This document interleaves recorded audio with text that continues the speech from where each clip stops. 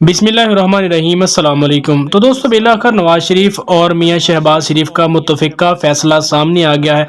उन्होंने बाहमी मशावरत के बाद ये ऐलान किया है कि ये गवर्नमेंट अपनी मुद्दत पूरी करेगी और वक़्त से पहले इंतखाब होने का कोई भी इम्कान नहीं है। आप जानते हैं कि इमरान खान बड़ी देर से इस बात के तरफ डटे हुए हैं कि इंतखाबात होने चाहिए, क्योंकि मुल्क में महंगाई और उसके अलावा आवाम का बहुत बुरा हाल है।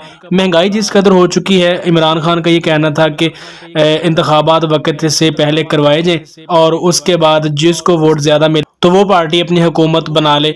लेकिन अब नवाज शरीफ और शहबाज शरीफ साहब के दरमियान जो बातचीत हुई है, उन्होंने मुत्तफ़िक़ा तौर पर यह फ़ैसला किया है कि इंतखाबात वक़्त से पहले बिल्कुल नहीं होंगे और हुकूमत अपनी मुद्दत पूरी करेगी। दूसरी जानिब आप दोस्त जानते हैं कि पंजाब हुकूमत की तब्दीली के लिए भी जो सरगर्मियाँ हैं वो अपने अरूज पर हैं और इत्तलात यही है कि पंजाब हुकूमत भी चेंज होने जा रही है। इसलिए मियां शहबाज शरीफ ने हमजा शहबाज और दीगर नामों पर गौर करना शुरू कर दिया है और इस बात की तरफ फैसला वो करने जा रहे हैं कि वज़ीर आला पंजाब किसको बनाया जाएगा, क्योंकि मुमकिन तौर पर ये बताया जा रहा है कि परवेज़ इलाही वज़ीर आला पंजाब के ओहदे से मुस्ताफ़ी हो जाएंगे या फिर अदम एतमाद अगर उनके खिलाफ आई तो वो अपनी सीट खो देंगे।